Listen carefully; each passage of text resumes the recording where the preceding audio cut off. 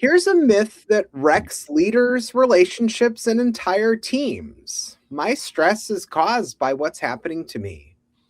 No, stress follows a predictable internal pattern, and once you see it, you can interrupt it. Today's guest has a simple model that explains why smart people repeat the same mistakes under pressure, whether you're negotiating a deal or just trying to get through Tuesday with your family. Welcome back to Is Anything Real, the reality first leadership show where we test advice, publish the receipts, and ship what actually works under pressure. I'm Adam W. Barney, transition leadership coach, author, and host of this show. And today's guest is Alex Moses, the creator of Identisophia, the wisdom of identity. Now, Alex is not here to do a polished origin story. In fact, he hates that stuff. He's here to give you a framework you can use immediately because he's convinced the next few years are going to spike human stress in ways most people aren't ready for. Alex, welcome to the show. Thank you for having me. I'm excited.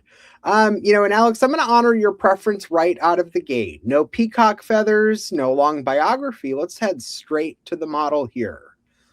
Um, you know, I think the myth to the truth is that stress is caused by the situation, right? I'm stressed because of what's happening out there. But the truth is, stress is the internal chain reaction you run under pressure, and your model is brutally simple. Say the model clean, slow, and then let's apply it here. So, the stress created by threat of either your identity or security. So, when your expectation is being manipulated to some degree, whether it's your kid, your dog, or your wife, or $1 billion negotiation, something being threatened, either your identity or your security. Yep.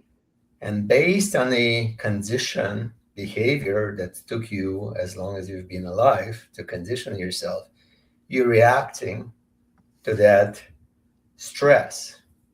And that's the beginning of the stress. And from that point, you can take any direction. You can just let it process it internally.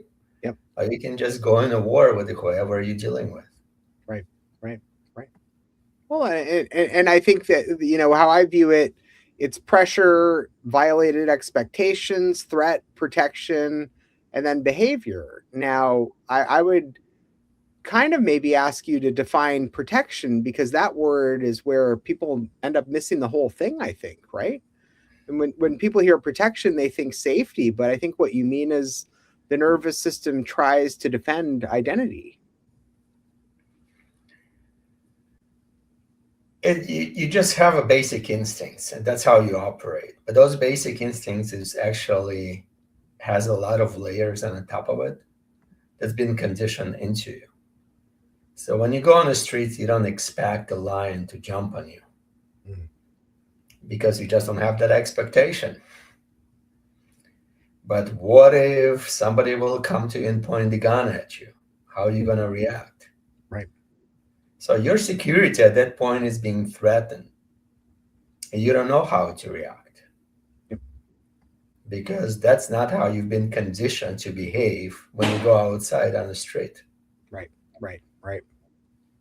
And I mean, I think protection can look like anger, it can look like withdrawal, it can look like control, it can look like being right, or even working 20 hours a day, right? And the insane part, I think, is that protection often feels like intelligence, but really it's just a threat response in a suit.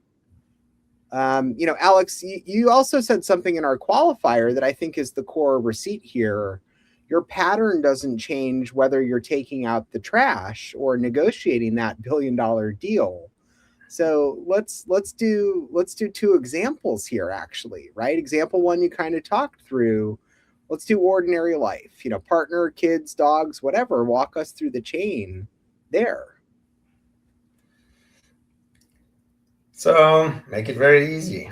Your wife asks you to do something. It triggers something in you that you want to say that you don't want to do it, or you're too busy, or any other excuse that you want to come up with for not doing whatever your wife asked you to do.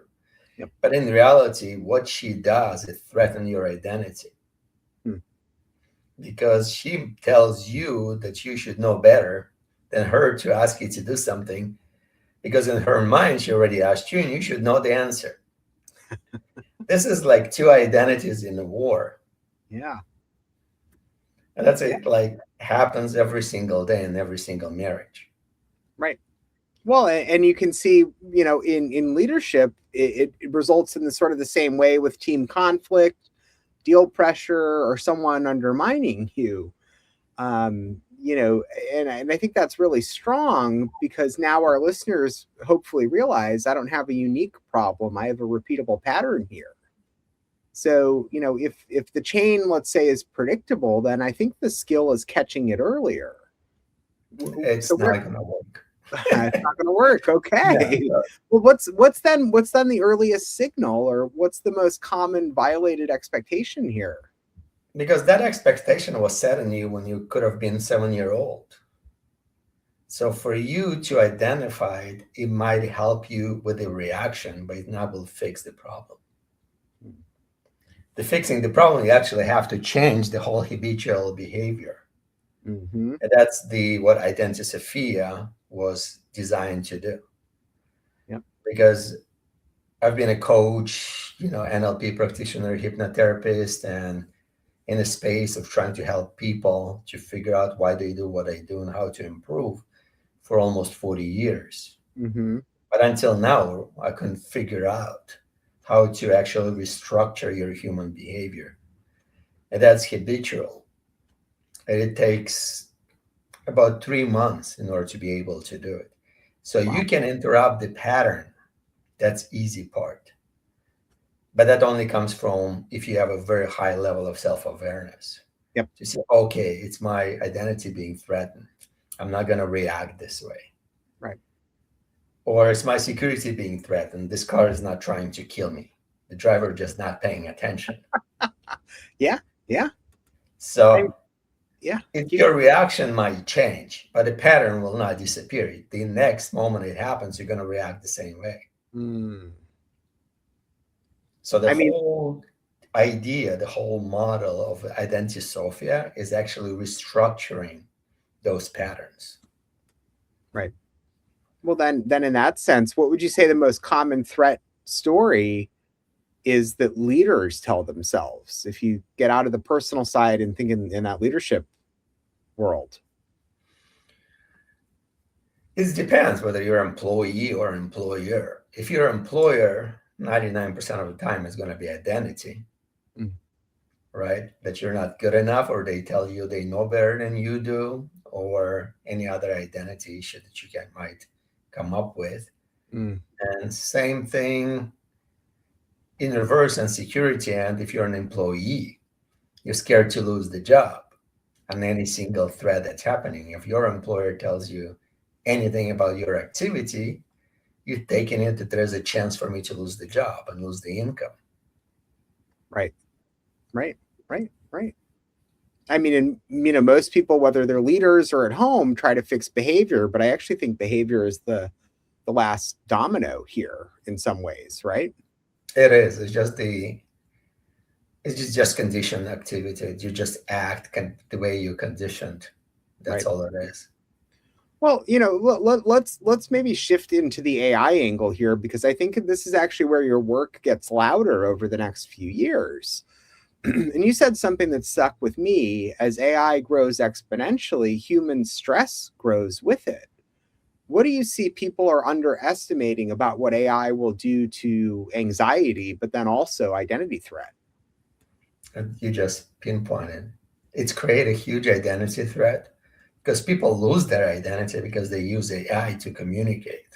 Mm. Even to answer text messages, people use AI today. Right. So you don't even know who you are anymore. And a huge security threat because more and more jobs going to get eliminated. Right.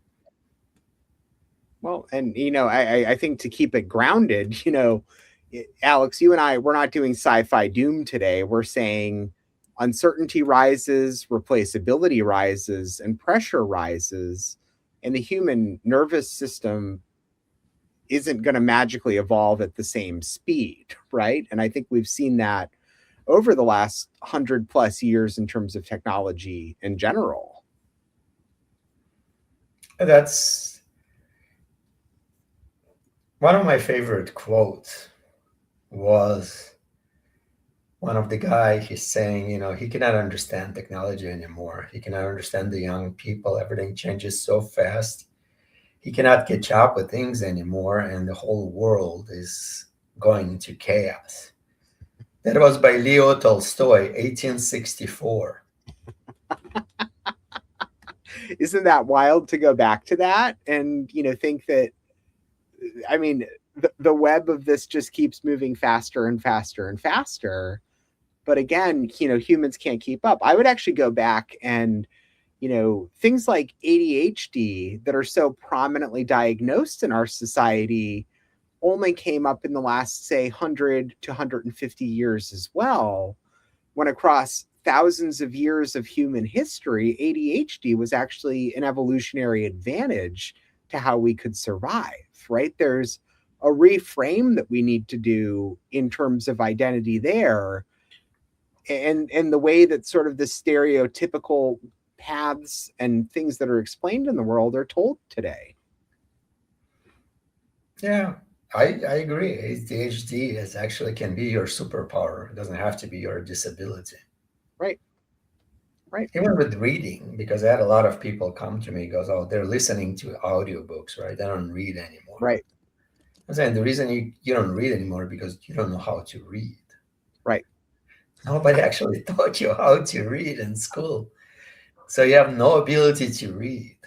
Yeah. Yeah. If you learn how to actually read properly, your reading turns into watching a movie instead of some boring words that make no sense. Right. Well, and Alex, I would love to kind of ask, in what we're talking about here today, for listeners, what's the earliest signal that you've seen that the loop has started before behavior shows up?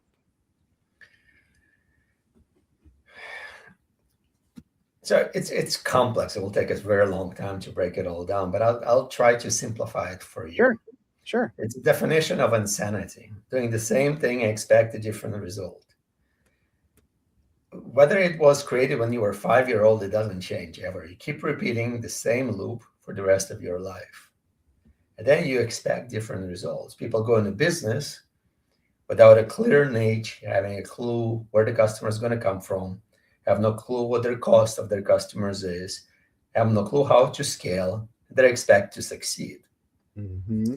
And they talk to somebody who's a consultant, like a business consultant. That's what you need to do. That's great. I'm going to do it. They never do it. Right. They go into the same thing they did before. Right. Because that's the way they're conditioned. Like the dog will not behave like a cat, and a cat will not behave like a dog. And there's nothing you can do to be able to jump like a Michael Jordan. So your skill set is set. Right. And unless you're going to go back and reset every single behavior pattern, your chances of succeeding is almost none. Wow.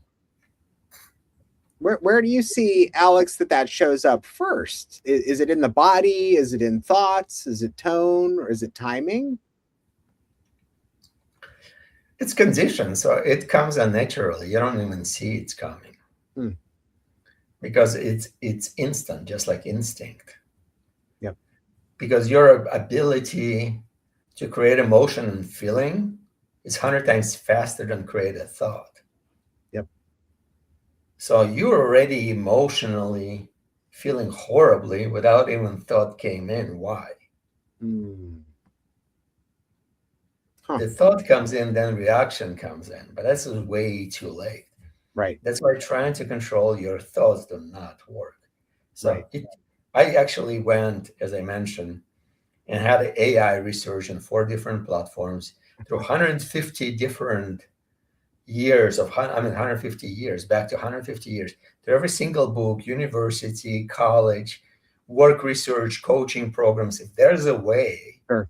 to restructure it, and nobody was none of the programs came in with a positive result. They're saying, no, there's no way to restructure it. Right. So that's why I created Identisophia and say, okay, I'm a challenger by personality. I'm a type A Enneagram. So I'm a challenger. I want to take this challenge. I've been doing it for 40 years. If anybody can do it, I should be able to do it with a hypnotherapy and NLP and coaching and all that background of so many long years of torturing and struggling, helping people who keep doing the same problems they did before me. Why they keep doing this? I gave them the clear path to change. Well, they just have to do it, but they don't. Right.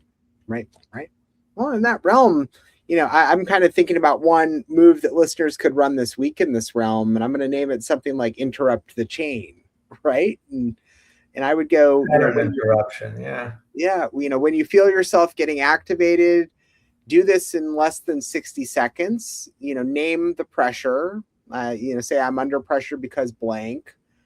Name the expectation. Say I expected blank, and then name the threat. This feels like a threat to my, whatever the case might be. Is it respect, control, safety, confidence? And then choose a smaller protection, right? Instead of protecting with X, I'm going to protect with Y. I would love, Alex, if you could give us 3 examples of smaller protection, right? Practical ones. I think you've been pretty close. So the first is expectation. Something happens unexpectedly, like you watching TV or your favorite show and your wife wants you to do something. You don't expect that. You expect to do what you want to do with no interruption from dogs, kids, or your spouse. Yeah. So your natural reaction is going to go to war. Like I've been trying to do and asked you if I can help you with anything before I decide to watch the show, and you told me no. But the moment I decide to watch the show, all of a sudden you have like 20 things for me to do. Yeah. It's natural human reaction because that's how you condition. You condition to go to war. Right. Because that's the only instincts you have. Right. Fight, flight, or freeze. So you don't have anything else. So you can either freeze, do nothing. You can try to avoid it, or reach as flight, or you can fight. Mm-hmm. The whole idea of Identisophia to understand the threat to either your identity or security, and understand that's what what your expectation is. Didn't expect at that moment, what was like violated, right? Either security or identity. Just that thought process already stopping the reaction. Interesting. And then you can just move on. Yeah. Well, and I think protection, isn't bad in general. Overprotection, though, is what burns relationship and teams in that sense. But I want to pull out, one thread that matters to me. Some people live under more pressure than others, right? Not because they're weaker, but because the system is heavier on them. When someone is chronically under pressure, identity threat becomes kind of chronic too. So, Alex, what's the reality first way to help people build resilience without pretending the world is fair? I would disagree to some point because I think security threatened more than identity. So most of the people operate from a place of survival. That's a security. It's not necessarily identity. Because if we're going to go to basic fears, because that's what we're trying to avoid, the financial fear, which is survival fear, is going to be number one fear. Right. And once you understand that, it's just coping with that understanding. It will help you to move forward. Yep. Well, because all you're trying to survive and all your body is trying to protect you. Yeah. Well, and I think it can get simplified down into, naming expectations, having your own nervous system literacy, giving permission, and then community support of the people around you, right? That's where you can emerge out of that. That's what neuroscience is trying to prove for like 100 years, but it's failed. It doesn't work. We're not going to solve it in 20 minutes here either. But anyway. The neuroscience is just very limited. Yep. And the whole idea in neuroscience, if we're going to go back to Napoleon Hill, right?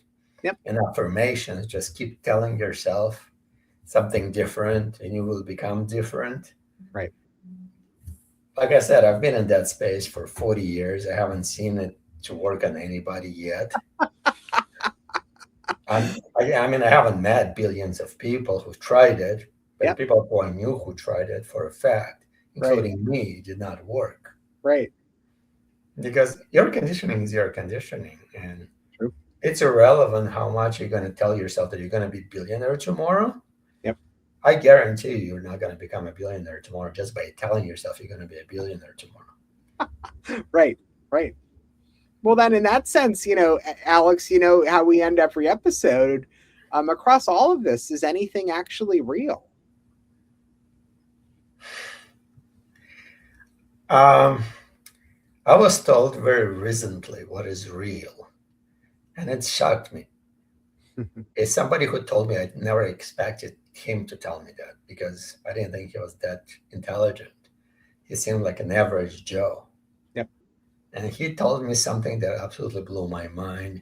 It's very deep. I don't know if it's clear enough for anybody to understand, but I'm sure people who's been in the space long enough time, including you, will love this.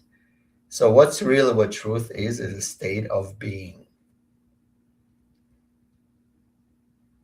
Nailed it.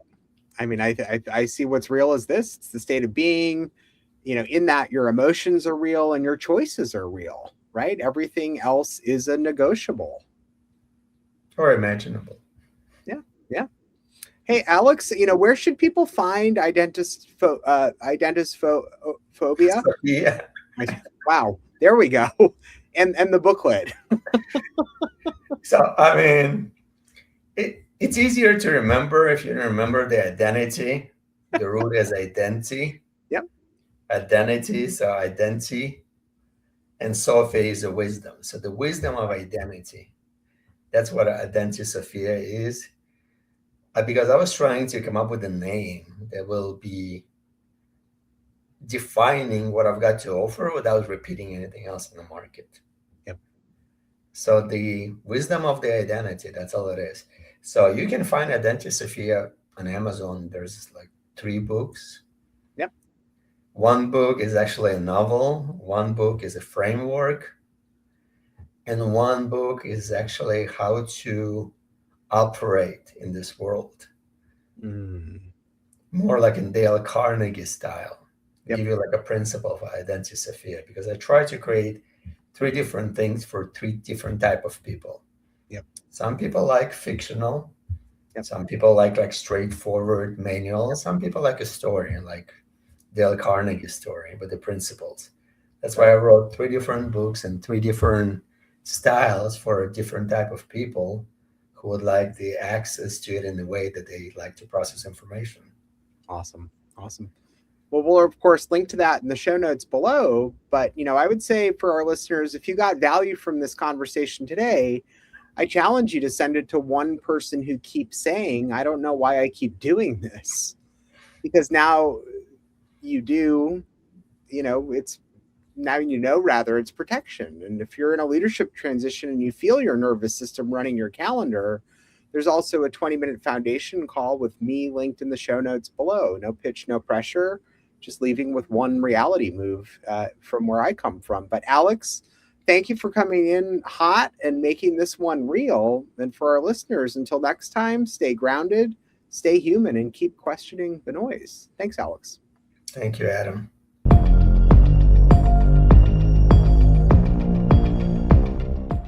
If this episode of Is Anything Real resonated, you're probably at a moment where the old playbook isn't holding anymore. I work with transitioning founders and executives to install operating rhythms that hold under pressure. Not motivation, not hype.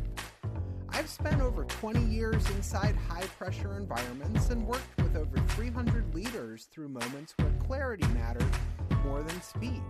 If you want clarity you can actually rely on, book a foundation call at adamwbarney.com. Clarity over chaos, always.